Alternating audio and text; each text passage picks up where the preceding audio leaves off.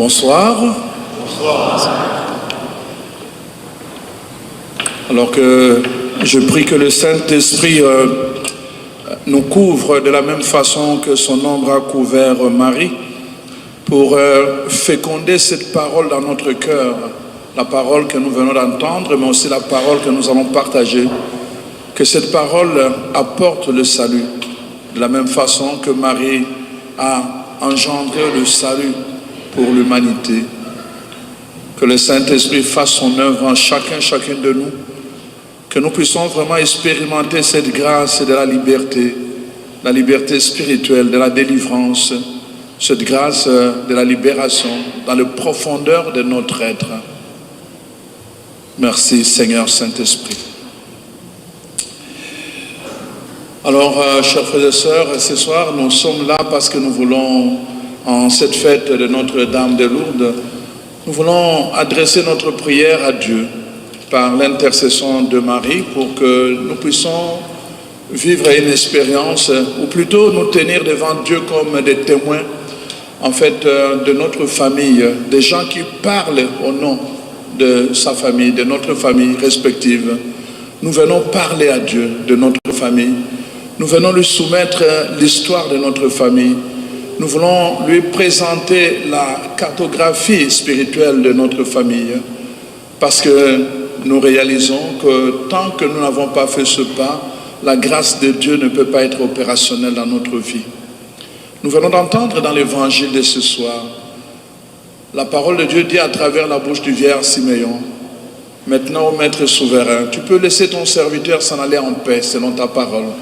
Car mes yeux ont vu le salut. » Frères et sœurs, tant que tes yeux n'auront pas vu le salut, tu ne seras pas en paix. Tu pourras venir à l'église 1000 fois, tu pourras aller à des assemblées de prière une fois. Si tu ne vois pas le salut, tu ne seras jamais en paix. Ta vie ne sera jamais en paix. Ton couple ne sera jamais en paix. Ta famille ne sera jamais en paix. Siméon devait voir le salut. Voir le salut, ce n'est pas simplement une question de regard. Mais on nous dit, il est venu, il a pris l'enfant Jésus, il l'a touché. Il l'a touché. Les évangiles nous parlent tout le temps du toucher. Ça ne dit pas seulement voir. La femme qui avait des pertes de sang s'est faufilée pour toucher Jésus. Et elle a reçu le salut. Siméon a vu, il a touché le salut. Il a touché Jésus, il a touché le salut. Et il a dit, voici maintenant je peux aller me reposer en paix. Je peux mourir. Je n'ai plus rien à craindre. Maintenant je suis prêt à mourir parce que j'ai touché le salut. Nous avons besoin de toucher le salut à un moment de notre histoire humaine sur cette terre de vivant. Nous avons besoin pas seulement d'entendre mais de toucher. Et quand nous arrivons à toucher le salut, et alors nous pouvons entendre à notre tour ce que Jésus a dit, n'est-ce pas, à Zachée. Aujourd'hui, le salut est entré dans cette maison. Le salut porte un nom, ça s'appelle Jésus-Christ de Nazareth. Aujourd'hui, le salut est entré dans ta maison. Tu peux toucher le salut et tu peux le faire entrer dans ta maison, dans ta famille, dans ta lignée. Tu peux ouvrir la porte, faire entrer le salut et alors toute ta famille va être imprégnée de ce salut qui porte le nom Jésus. Pour comprendre la portée de ce que nous sommes en train de célébrer ce soir, il est important que nous puissions retourner dans le passé. Regardez à travers la parole de Dieu, la réalité que nous présente la Bible sur notre réalité, pourquoi nous avons besoin de ce salut, de toucher le salut. La parole de Dieu nous montre d'abord dans le livre des Lamentations, le chapitre 5, verset 7, la parole de Dieu dit ceci, nos pères, n'est-ce pas, ont péché, ils sont morts, et nous portons leurs fautes. Ils ont péché, ils sont morts. Pourtant, nous, les vivants, nous, la descendance, nous continuons à porter leurs fautes, à l'assumer, à payer les dettes qu'ils ont contractées eux, par leur désobéissance. Mais ils sont morts. Nous comprenons que la malédiction peut traverser les générations. Et c'est ce que la parole de Dieu nous montre. Dans le livre d'Exode, le chapitre 34, la parole de Dieu dit, je suis un Dieu jaloux. Je suis un Dieu jaloux. J'ai puni jusqu'à la 3e et 4e génération tous ceux, n'est-ce pas, qui sont rebelles à moi. Et je manifeste ma bienveillance jusqu'à la 10e génération à ceux qui m'obéissent et qui accueillent mes commandements. Je punis jusqu'à la 3e et 4e génération. Et nous voyons à travers la Bible beaucoup d'exemples, n'est-ce pas, qui montrent ce fil conducteur qui passe des ancêtres jusqu'aux gens qui sont encore vivants, tant qu'ils n'ont pas coupé le lien d'âme qui les unisse justement à travers leur source, à travers leurs ancêtres. Nous avons besoin de regarder cela. La parole de Dieu nous donne beaucoup d'exemples. Le premier exemple, c'est le péché d'Adam et Ève. Nous voyons à partir d'un péché de ceux qu'on appelle nos premiers parents, aujourd'hui, chaque enfant qui naît, je montre des enfants, il n'en a pas là-bas. Bon, enfin, chaque enfant qui naît, on dit qu'il naît déjà avec le péché. Il n'a rien fait, il n'a rien dit, il n'a même pas prononcé une seule parole. Et on dit qu'il a déjà le péché en lui. Et d'où vient ce péché? La Bible nous explique que ça remonte au premier péché de nos premiers parents, Adam et Ève.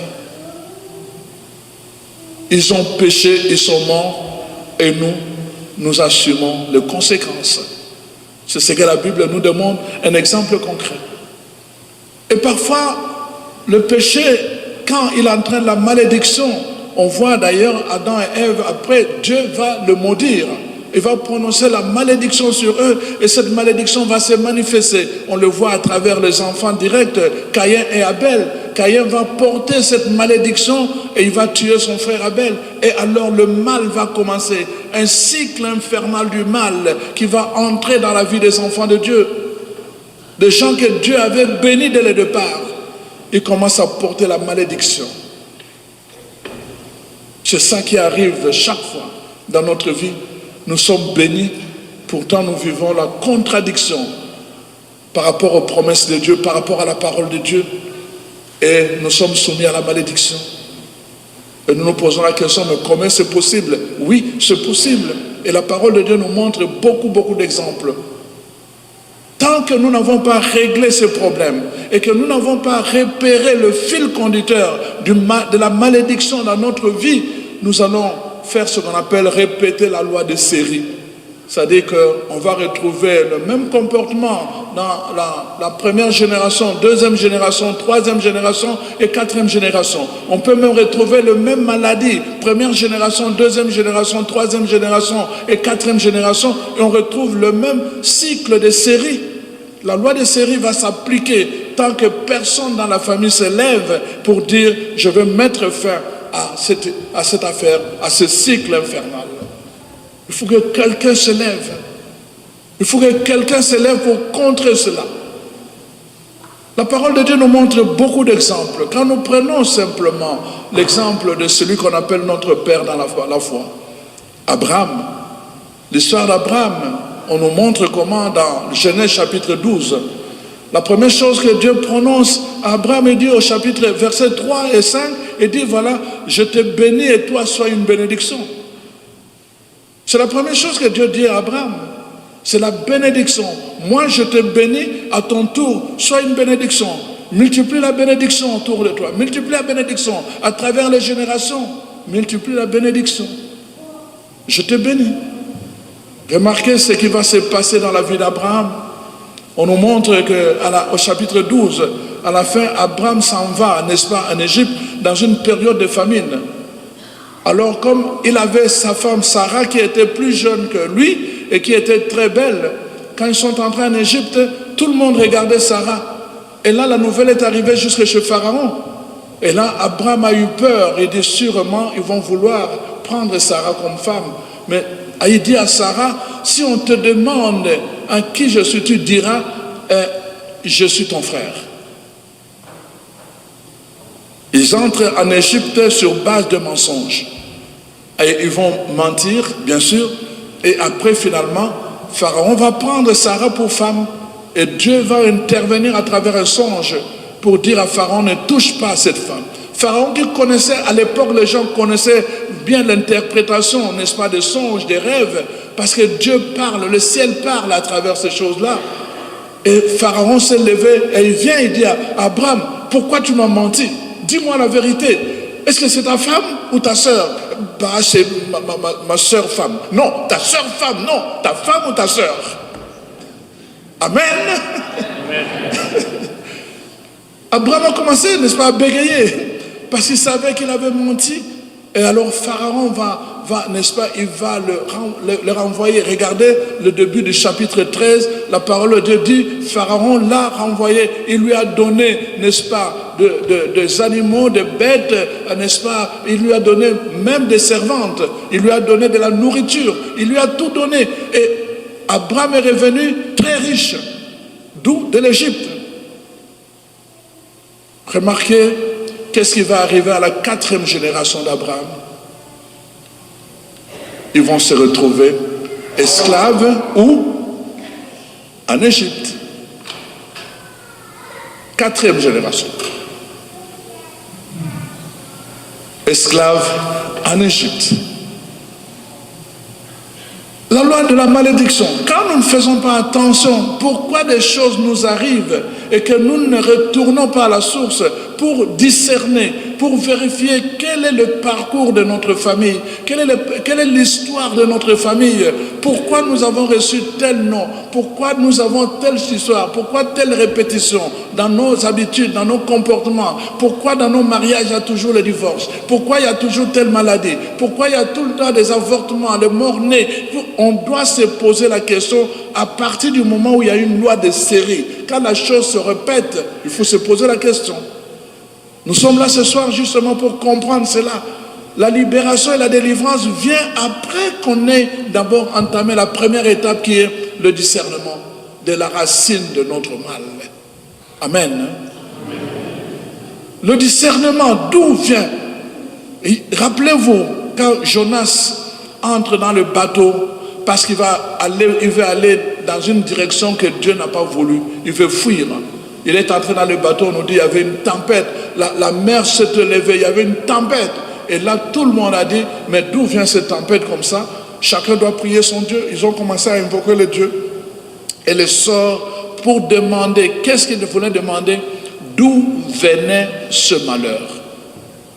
Ils voulaient savoir d'où venait ce malheur. Et alors le sort est tombé sur Jonas.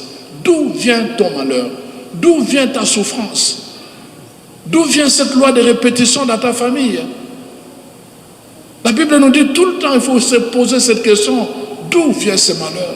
Et alors, quand ils ont pris la cause, la racine du malheur, ils l'ont jeté dans l'eau, la parole de Dieu nous dit, l'eau s'est calmée. Tu n'auras pas de paix si tu ne t'ouvres pas, tu ne discernes pas la racine de ton mal et que tu t'en écartes. La libération et la délivrance commencent par là. Voilà pourquoi il est important que nous comprenions. Donc on voit maintenant qu'est-ce qui va se passer dans ce que j'appelle la loi de série. Abraham va mentir d'abord chez Pharaon et on voit au chapitre 20 de Genèse, il va mentir une deuxième fois chez le roi Abimelech. Il va mentir une deuxième fois. Et il arrive là-bas, il ment de la même façon que c'est pas ma femme, c'est ma soeur. Et la même chose va se reprendre et Dieu va encore intervenir. Donc on voit ce fléau qui s'appelle le mensonge dans la vie d'Abraham et ça va avoir une conséquence qui va entraîner une loi de série. Maintenant, qu'est-ce qui va se passer? Si vous regardez dans le livre de Genèse au chapitre 26, vous allez voir des années après, quand Abraham a menti, Isaac n'était pas encore né. Il n'était pas encore né. Imaginez-vous, des années après, Isaac est né, il a grandi, il s'est marié avec Rebecca, et là, pendant une période de sécheresse, le chapitre 26 du verset de Genèse, il s'en va lui aussi, il s'en va justement dans la région d'Abimelech, et il arrive là-bas, évidemment, On lui demande ce qui, il présente Rebecca comme sa sœur, de la même façon que son père l'avait fait. Mais quand son père l'a fait, lui n'était pas encore né. Il meurt de la même façon. Jusqu'à ce que le roi va le découvrir, en train d'embrasser Rebecca, et il va lui dire, mais comment tu nous as menti? On t'a vu. Tu ne peux pas embrasser ta soeur de cette façon-là. Alors là, il va dire, j'avais peur que vous puissiez me faire du mal. On voit donc cette série. Maintenant, regardons, ça c'est la deuxième génération. Je suis en train de vous montrer la loi des séries. Maintenant, la troisième génération, Isaac va avoir 2 enfants de jumeaux, Ésaü et Jacob. Remarquez maintenant, quand Isaac se prépare à bénir Ésaü, qui était l'aîné, qu'est-ce qui va se passer? On nous dit, Rebecca, la mère, va s'entendre avec Jacob pour mentir. Encore un mensonge, 3e génération. Ils vont mentir. Donc la maman et le fils, ils vont aller mentir parce que le papa était devenu aveugle. Alors il prépare un mets pour aller lui donner, pour qu'il donne la bénédiction. Il avait dit ça à Ésaü, va me préparer un mets de gibier, alors je te donnerai la bénédiction. La maman a entendu, il est allé chercher Jacob. Et il dit à Jacob, je vais préparer un mets. Alors Jacob dit, mais non, je ne veux pas faire ça, maman, parce que la malédiction va tomber sur moi. Et sa mère lui dit, que la malédiction tombe sur moi, mais tu vas le faire. Et là, Jacob est allé et dit à Isaac, il dit, voilà papa, je t'apporte. Il dit, mais tu es déjà de retour? Il dit, oui. Il dit, mais ta voix n'est pas la voix d'Ésaü. Il dit, approche, que je te touche. Alors il s'était vêtu de la peau, n'est-ce pas, de brebis. Et alors son père l'a touché et dit, ah, le corps est celui d'Ésaü, mais la voix est celui de Jacob. Bon, donne-moi à manger. Il doit commencer à lui donner à manger et il l'a béni sur base de mensonges. 3e génération. La loi de la série, quand ça entre dans notre famille, ça peut nous créer des problèmes. Et nous n'allons pas comprendre pourquoi nous sommes toujours à l'église. Et on a toujours l'impression que le mal est toujours là. Et le malheur colle sur nous. La malédiction nous poursuit partout. Et on se pose la question, où est Dieu? Oui, Dieu est là, mais il a établi des principes. La parole de Dieu est là, est donnée. La Bible nous dit dans 2 Timothée 3,16, la parole de Dieu est donnée pour nous instruire, pour nous corriger et pour nous équiper, afin que nous soyons capables de poser de bonnes œuvres. La parole de Dieu est là pour nous instruire. Dieu donne sa parole pour que nous soyons instruits sur ces choses spirituelles. Voilà pourquoi nous devons comprendre. Et je reviendrai après pour venir pour montrer comment Jacob va faire finalement après le temps. Voyez-vous? Donc Jacob reçoit maintenant la bénédiction et il s'enfuit. Mais il n'était pas heureux. Il avait la bénédiction, mais il n'était pas heureux. Là où il est parti chez son oncle Laban, il arrive pour se marier. Alors il fait un contrat avec son oncle de 7 ans de travail. Il va travailler pendant 7 ans. Le jour de son mariage, on l'enivre et on lui dit, il va dans sa chambre. Qui on envoie? On envoie Léa dans son lit. Et il couche avec Léa. Et Léa se retrouve enceinte. Mais il avait travaillé pendant 7 ans pour Rachel. Lui aussi va subir la loi du mensonge. Il va payer lui-même le coût du mensonge dans sa propre vie. La série, la loi de série, quand ça vous affecte, quand ça vous poursuit, chers frères et sœurs, vous serez malheureux. Vous allez fuir, vous pouvez fuir où vous voulez, ça va vous poursuivre, parce que c'est une loi, et c'est une loi spirituelle. Alors vous comprenez maintenant, dans le cas de Jacob, voyez maintenant qu'est-ce qui va se passer quand finalement il va décider de revenir vers la terre de ses pères. Et à un moment donné, on nous dit, il avait fait traverser toute sa famille, il était resté seul de l'autre côté, et là il y a eu une bagarre avec un être spirituel. Il s'est battu. Alors, cet être lui a donné un coup à la hanche, et mais lui disait, il lui dit, lâche-moi, lâche-moi, il va faire jour. Il dit, je ne te lâcherai pas tant que tu ne me béniras pas. Jacob venait de recevoir la bénédiction de son père, mais il savait que cette bénédiction n'était pas passé par la voie normale. Il avait besoin d'une bénédiction qu'il le restaure, qu'il le libère, qu'il le délivre. Je ne te lâcherai pas tant que tu ne me béniras pas. Alors, cet être va lui dire, quel est ton nom? Il dit, mon nom c'est Jacob. Alors il dit, ta malédiction est dans ton nom. Ta malédiction est dans ton nom.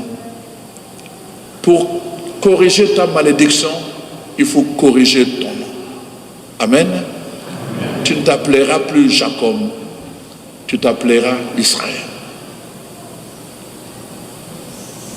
Il y a des malédictions comme ça. On nous a donné un nom que nous portons et qui porte une charge ontologique, une charge de destinée. Nous portons vraiment une destinée qui ne nous appartient pas à cause d'un nom que nous avons pris et qui nous tourne vers tout le temps, vers la malédiction.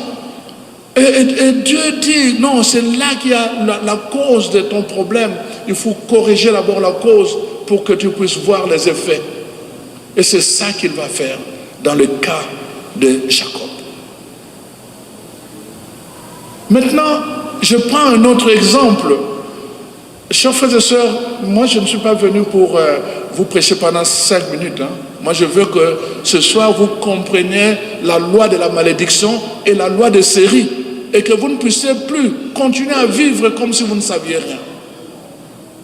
David, le roi David, on nous montre dans la famille de David un problème de sexualité mal assumé. David arrive, dès qu'il arrive au pouvoir, la première chose, il était sur son toit et il voit une femme en train de se laver. Et directement, il envoie des gens, finalement, il commet l'adultère. Premier acte, quand il devient roi, l'adultère, problème avec les femmes. Et on voit, toute la famille de David va souffrir de cela. D'abord, deuxième génération, son fils qui s'appelle Amon. Il avait beaucoup de femmes et il a eu des enfants avec plusieurs femmes. Ce jour-là, il dit à son conseiller principal, il dit, en tout cas, je ne sais pas, mais je suis tombé en amour avec ma demi-sœur, Tamar. Alors, il dit, mais qu'est-ce qu'il y a? Il dit, non, vraiment, fais tout. Qu'est-ce qu'il faut faire? Il dit, alors, fais semblant d'être malade et demande que ta demi-sœur vienne t'apporter à manger, te faire à manger, et puis vraiment, voilà. Et c'est ça qu'il va faire. Il va faire semblant de tomber malade. Et alors, son père va venir le voir, David, et alors il lui dit, oh papa, si c'est possible, envoie-moi ma soeur Tamar, qu'elle vienne préparer des galettes pour moi que je mange. David arrive là-bas, il va voir sa fille dans son appartement, il dit, va chez ton frère, va lui faire à manger. Tamar vient tout bonnement, il lui fait à manger. Et là, Amon renvoie tout le monde qui était dans la maison, dit, allez-vous-en. Il reste seul avec sa soeur. Pendant que sa soeur s'approchait pour lui donner à manger, et là, il se relève et là, il l'a violée. Et la parole de Dieu dit, après l'avoir violée, sa soeur a commencé à pleurer. Il l'a chassée comme une chienne. Aucun égard, aucune compassion. Et alors, voici ce qui va arriver. Il va poser cet acte quand Tamar va retourner chez son frère Absalom. Absalom va lui demander ce qui s'est passé, il lui raconte la chose. Absalom va créer un événement, il va envoyer ses gens pour faire un guet-apens. Donc on fait inviter Amon à une rencontre et en chemin, on l'attaque et on le tue. Malédiction sur malédiction. Maintenant, Absalom lui-même, la parole de Dieu nous dit, Absalom lui-même, nous sommes dans le livre de Samuel, le deuxième livre de Samuel. Absalom lui-même, qu'est-ce qui va arriver? Il va faire la même chose. Alors là, il était très beau, et là, il avait l'appui de tout le monde, il voulait détrôner son père David. Il s'est entouré de beaucoup de gens, beaucoup de soldats et tout le reste. David a eu peur, il a fui le palais. Et alors, Absalom est venu, et qu'est-ce qu'il a fait? Son conseiller lui dit, si tu veux que les gens te craignent, commence par aller coucher avec toutes les femmes de ton père. Et il a organisé une tente, et il allait le chercher chaque jour, une qui venait, et comme ça, et tout le monde savait qu'il couchait avec les femmes de son père. David a souffert, David a tellement souffert de ça, mais c'était le mal, le péché qui est entré dans sa famille. C'était le problème de femme. Et on le voit avec son fils Salomon, quand il est devenu roi, pour la première fois on entend ça, qu'il avait 1000 concubines. Je ne sais pas comment un homme peut avoir 1000, je ne sais pas, enfin, c'est compliqué à comprendre et à expliquer. Mais il en avait 1000, un problème de femme. La famille avait un problème de femme. Quand David était devenu vieux et qu'il devait mourir, allez voir, pendant qu'il mourait, on est allé chercher une jeune fille pour dormir avec, pour le réchauffer. Encore un problème de femme. C'était le problème de la famille de David. Si le problème n'est pas réglé, ça sera ce que j'appelle moi la loi des séries. Ça va se répéter dans la famille.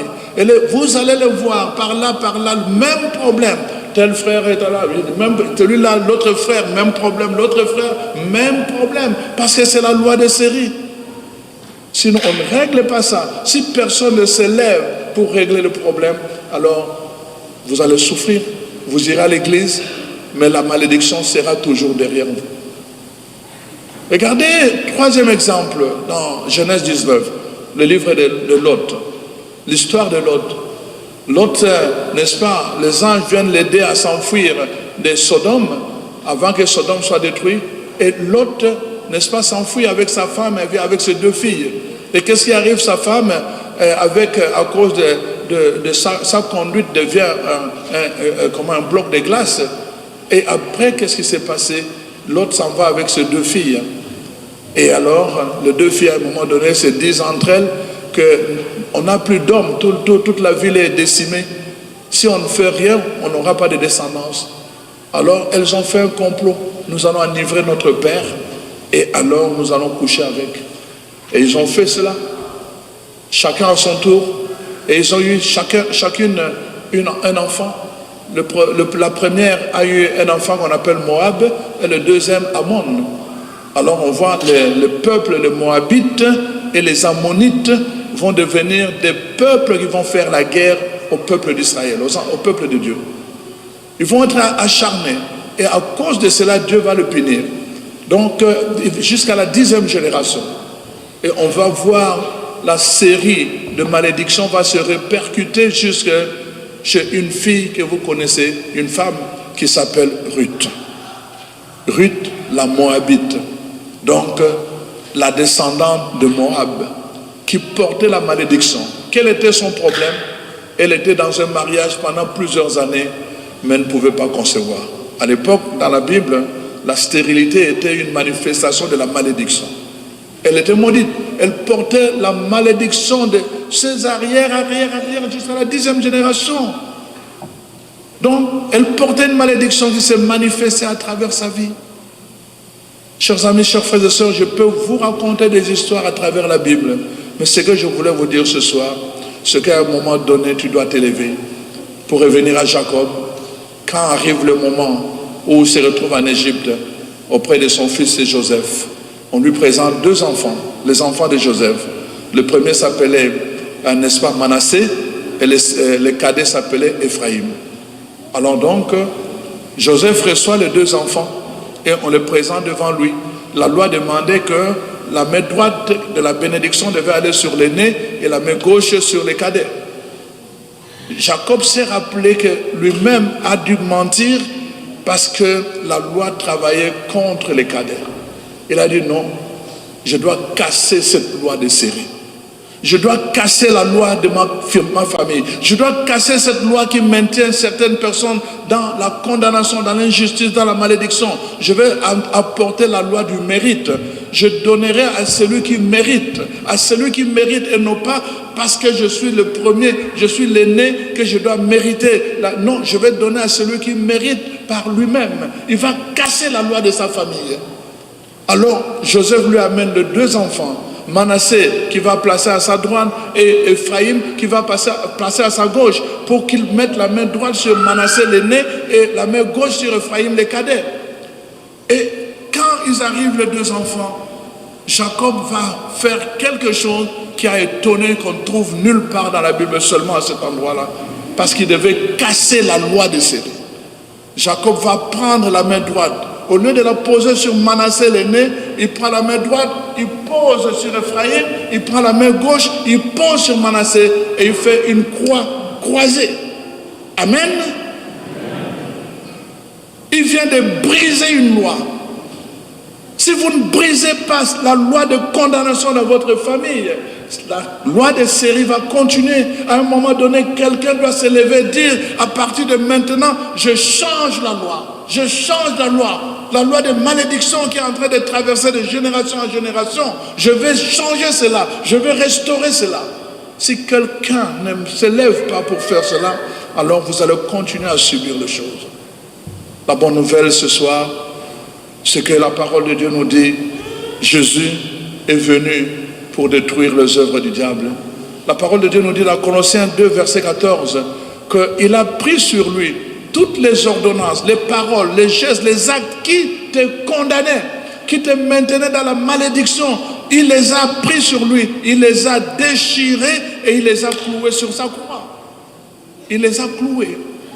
La question évidemment qu'on se pose, si Jésus a fait cela, pourquoi la malédiction continue à nous poursuivre, n'est-ce pas? Je termine avec ça, je vous promets. La malédiction continue à cause de ce qu'on appelle le fil invisible.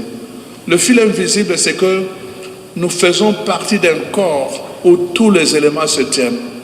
C'est-à-dire que quand vous prenez ce qu'on appelle les vases communicants, je fais partie du corps de ma famille. Alors donc, tout ce qui est dans ma famille vient jusqu'à moi. Pourquoi? À cause du premier héritage. J'ai reçu dans le sein de ma mère, j'ai reçu le lait, j'ai reçu le sang, j'ai reçu les émotions, j'ai reçu les blessures, j'ai reçu tout ce que ma mère ressentait, moi je le recevais directement. J'ai reçu cela quand j'étais à l'intérieur du sein de ma mère. Deuxièmement, quand je suis sorti du sein de ma mère, même si on a coupé le cordon ombilical, je continue à recevoir le lait de ma mère. Et j'ai reçu le nom, on m'a donné le nom, je n'ai pas demandé, j'ai reçu, n'est-ce pas, le langage, j'apprends à parler le français parce que je l'ai reçu. Ceux qui sont nés dans le contexte anglophone parlent anglais parce qu'ils l'ont reçu. J'ai reçu le langage, j'ai reçu le nom, j'ai reçu la culture, j'ai reçu la façon d'être, je l'ai reçu.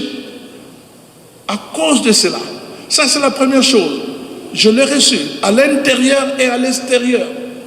Et c'est ce que j'ai reçu à l'intérieur et à l'extérieur peut être un vecteur puissant qui travaille contre moi, c'est-à-dire à travers lequel l'ennemi, le diable ou encore le puissant du mal peuvent interférer pour venir m'attaquer aujourd'hui. À cause de cet héritage. Deuxièmement, l'héritage du sang. Donc le sang que nous partageons, ce sang-là est très très puissant. C'est un vecteur puissant qui me relie et qui me fait remonter jusqu'à la 10e génération de mes ancêtres. J'ai reçu le sang de mes parents ont reçu le sang de leurs parents, et ainsi de suite. À travers le sang, il y a comme un fil conducteur qui me fait remonter. Et alors le sang, lui aussi, devient un facteur, un vecteur puissant qui peut me transmettre la malédiction de ma famille.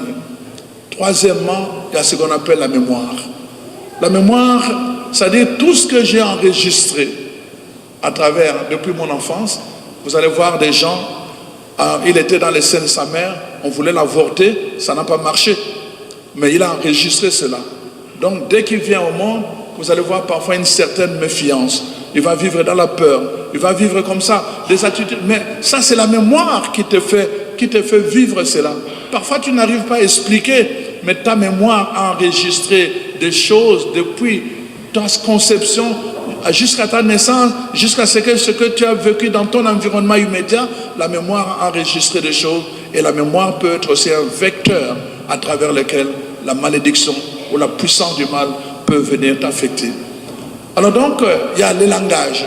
Donc la parole, toutes les paroles qui ont été dites, les paroles qui ont été prononcées à travers ma mère, à travers mon père, à travers les personnes qui avaient une certaine autorité, ces paroles, n'est-ce pas, ont eu un impact sur moi, sur ma destinée.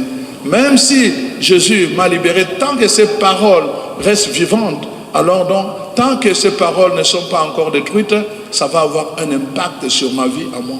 C'est très important de comprendre ce fait-là. Mais, n'est-ce pas, je vous ai dit, Jésus, nous avons entendu dans la première lecture, la parole de Dieu dit, n'est-ce pas, que puisque les enfants des hommes ont en commun le sang et la chair, Jésus a partagé aussi pareille condition. Ainsi, par sa mort, il a pu réduire à l'impuissance celui qui possédait le pouvoir de la mort. Le sacrifice de Jésus. La croix de Jésus est là pour toi ce soir.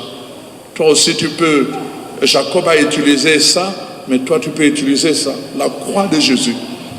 La parole de Dieu dit, c'est la puissance que Dieu dégage pour te libérer.